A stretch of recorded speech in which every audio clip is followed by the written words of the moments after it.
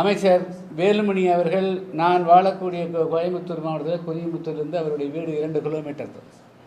அவர் என்னை வீட்டில் வந்து சந்தித்தார். அவரை நான் வந்து சென்னையில் அவருடைய இல்லத்திலே சந்தித்திருக்கிறேன்.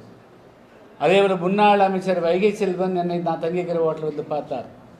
தனபால் நாடாளுமன்ற உறுப்பினர் பார்த்தார். இத்தனையெல்லாம் சந்திப்பு நடந்திருக்கிறது.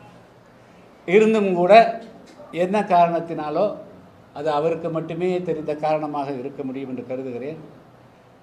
எதுவுமே இல்லை, நடைபெறவே இல்லை என்பதைப் போல யாரோ ஒருவர் பேசினார் என்பதைப் போல அவர் சொல்லுகிறார்.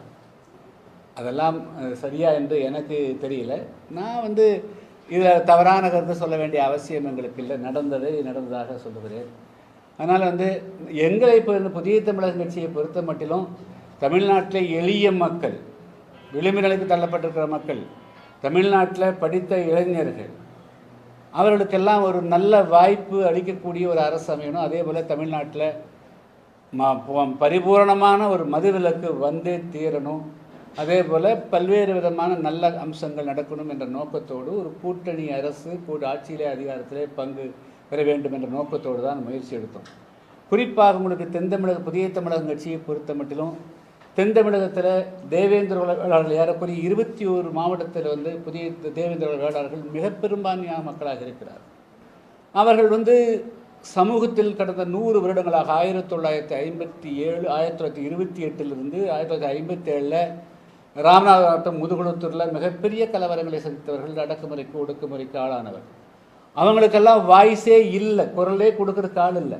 1996ஆம் ஆண்டு நான் சட்டமன்றத்தில் வெற்றி பெற்று போன பிறகு தனித்து போன பிறகுதான் முதல் முறையாக தென்தமிழக மக்களுடைய அவல்நிலையே வந்து வெளியே வர ஆரம்பித்தது. அதே போல தான் மாஞ்சோலை தேயிலை தோட்ட தொழிலாளர்களுடைய பிரச்சனை. அதே போல் தமிழ்நாட்டில் இருக்கக்கூடிய 1 லட்சத்துக்கு மேற்பட்ட கிராமங்களில் இரட்டை டம்ளர் வைக்கப்பட்டு ஒடுக்கப்பட்ட மக்கள் வந்து மனித உரிமைக்கு ஆளானார்கள்.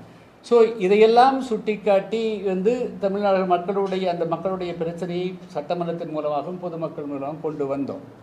இப்பொழுது இந்த தேர்தலில் இந்த தேவேந்திர மக்களுடைய எந்த விதமான பிரதிநிதித்துவம் இல்லாத அளவிற்கு எல்லாம் அரசியலில் அந்த யாரெல்லாம் நாங்கள் வந்து ஏறக்குறைய 30 35 40 ஆண்டு காலம் தமிழக அரசியலே தொடர்ந்து சாதாரணமான உண்ணாவிரத போராட்டங்கள், ஆர்ப்பாட்டங்கள் என்று பல்வேறு விதமான சமூக குழுமைகளுக்கு போராட்டம் நடத்தி மக்கள் இயக்கத்தின் மூலமாக பிரபல்யப்படுத்த ஒரு கட்சியே வந்து அவர்கள் ஒதுக்குகிறார்கள் என்று சொன்னால் ஒரு மிகப்பெரிய சமுதாயத்தை சமுதாயத்திற்கு அந்த சமுதாயம் அரசியல் அதிகாரத்துக்கு வந்துவிடக்கூடாது, இந்த சட்டமன்றத்தில் பிரதிநிதித்துவம் கூட பெற்றுவிடக்கூடாது என்ற காழ்ப்புணர்வு, அது இன்னும் சொல்ல போனால் மேலாதிக்க பண்ணையார் தனம்தான் அது வந்து காரணம் என்று நான் கருதுகிறேன்.